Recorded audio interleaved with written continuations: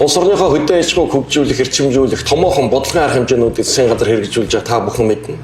Бүхий салбарт хамтардаг, хоршдог, хөлбөрөө хүчээ нийлүүлдэг ийм уур амьсгал бий болж байгаа нь тун чухал. Ялангуяа малчид хоршиж байгаа нь үйлдвэрлэлийг түүхийн эдийг бэлтгэх, анхан шатны бэлтгэлийг шанартай явуулах гол суурийг бүрдүүлж байгаа. Яамны хувьд үндэсний үйлдвэрүүдэд малчдын хоршоотой холбох бодлогын арга хэмжээнүүдийг шат дараатай хэрэгжүүлэх болно.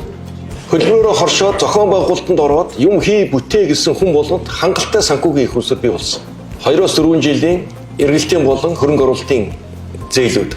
За жижиг дунд үйлдвэрт 5% хүүтэй 5 хүртэл жилийн хугацаатай хөнгөлөлтөө зээлүүд.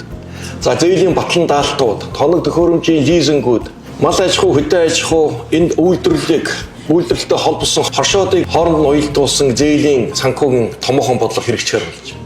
Эдийн засагт хөдөө аж ахуйн салбарын хувь оролцоог нэмэгдүүлэхийн тулд хоршоо болон хоршооны гишүүдийг шатгахжуулах, сургалт, мэдээлэл, зөвлөх үйлчилгээ үзүүлэх, дуршлаг, судлах боломжоор хангах, төрийн бус байгууллагын уялдааг сайжруулах замаар хоршооны түүхийн эд бүтээгдэхүүнийг борлуулах, сурчлах ажлыг эрчимжүүлэх хэрэгжүүлэх болно. За ингээд та бүх нийтийн төлөө илүү сайхан ирээдүйг бүтээх үйлсэд хамтран зүтгэхийг хүсье.